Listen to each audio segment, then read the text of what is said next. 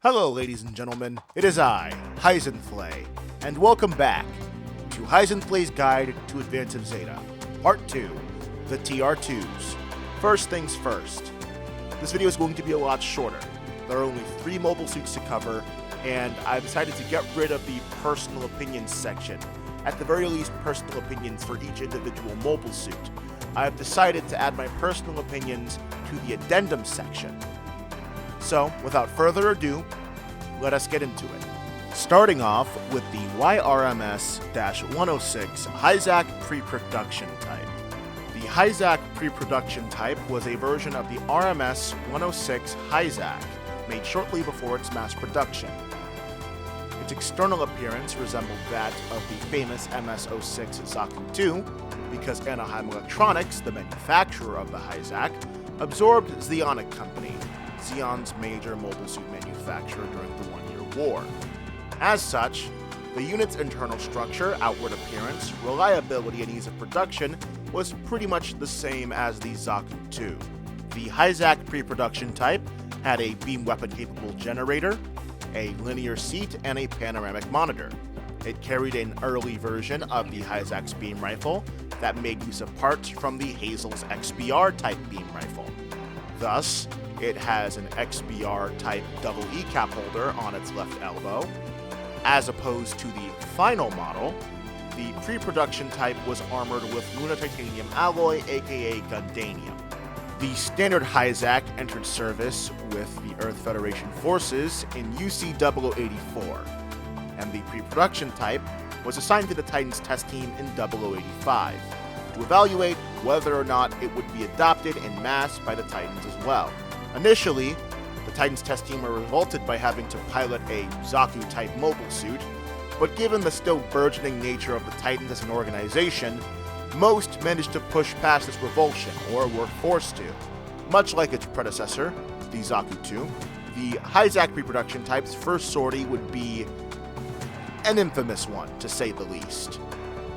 It would clear the way for the 30 Bunch incident, a tragedy where citizens were gassed inside of a colony. However, unlike Operation British, this colony wasn't dropped, simply left to orbit, all of its inhabitants dead and forgotten.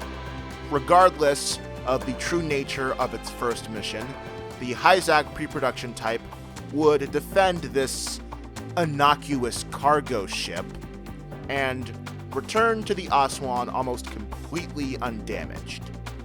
Alright, so next we have the RMS-106C Hyzak Cannon plus Armor Unit.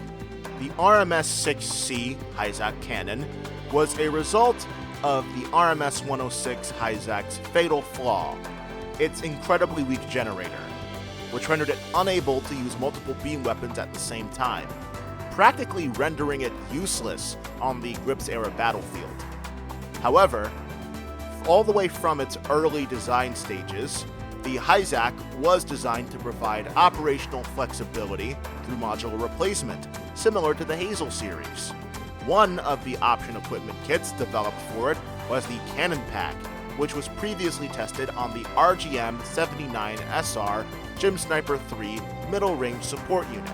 Unfortunately, the RMS-106C Hyzak Cannon never entered mass production like its predecessor did, due to upgrades given to most Hyzaks that were in service at that point, but it was used for rear support in certain operations.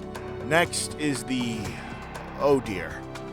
YRMS-106 plus BL-85X Byzak TR-2 Bigwig. The Byzak TR-2 Bigwig was a mobile suit within a mobile armor designed to test a portable long-range beam cannon. The YRMS Hyzak pre-production type was chosen to be the control unit due to its highly modular structure.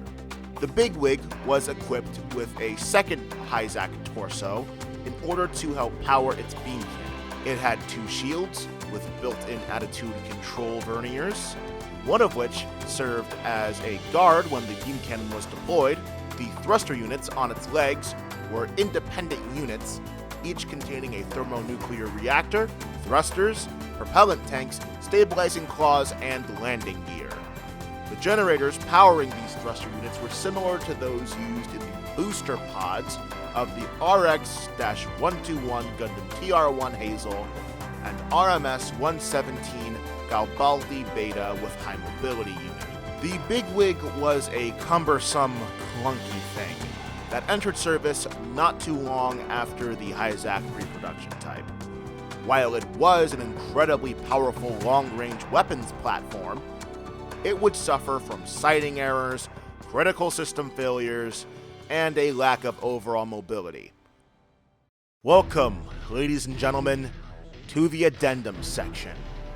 I know, that was not very long, was it? That is because there aren't a lot of TR-2s. There are only 3 TR-2s. Technically only 1, because the Byzak TR-2 Bigwig is the only mobile suit / mobile armor out of these guys that is designated TR-2 explicitly. So I sort of had my hands tied. However, I would actually like to go over my proposed plan for this video before I decided to stay with canon. And that was to do a bit of headcanoning, to include some bits of, well, my headcanon, fanon even. Yeah, because a lot of my headcanon is just kind of straight up fanon. Not a lot of supporting evidence, just kind of gut feelings. But I was planning to beef up this video with descriptions of mobile suits that aren't TR-2 and sort of lump them in with the TR-2s without saying that they're TR-2s. As you could imagine, that's a horrible move when trying to teach the uninitiated, and that would make me lack any kind of integrity, which I don't have a lot, but I have some, enough to not do that. So I decided that I would just go over my proposed plan in the addendum section.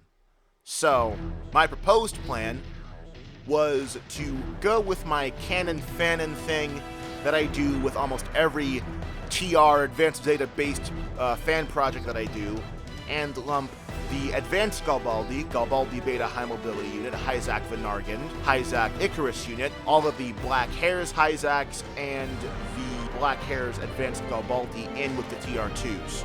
Of course, I wasn't going to do that, because, well, for one, these videos are only going to concern Flag of the Titans mobile suits. We'll do a Gundam inlay lightning round or something of that sort later on, definitely after the TR-6s. In these fan projects, I also change around names, designations, model numbers.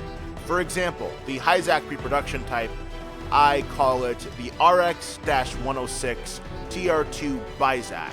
And I do a similar thing for the Hyzak cannon. It's the RX-106C Byzak cannon. And in these fan projects, the TR-2 Byzak is usually straight up just the predecessor to the Hyzak itself, usually the superior variant, but that's besides the point. That is pretty much it. There isn't much more I can say without rambling on and repeating myself forever. Overall opinion and score, the TR-2s are pretty good mobile suits. I like the way that they look, I like the color scheme, I like the proportions, specifically the line art proportions. I don't like the high-grade Hyzak proportions. Matter of fact, the Reboot Gundam inlay version of the Hyzak I have some issues with its proportions in general, but I won't voice them here. I probably annoyed a few people with the way I spoke about the high-grade Hazel in my Hazel breakdown, which is understandable, but I've said enough. TR3 video, I'm working on it right now, but I won't make any promises on exact dates. And I won't be gone from my channel that long. Not like that. Not like I just did ever again. Because that was, holy crap, was that a bad idea. This has been Hyzenthley's Guide to Advance of Zeta on the TR-2s. Thank you all for watching. As always, be nice to each other, believe in the sign of Zeta, and I'm grateful that you were here. I never have an outro prepared. Bye!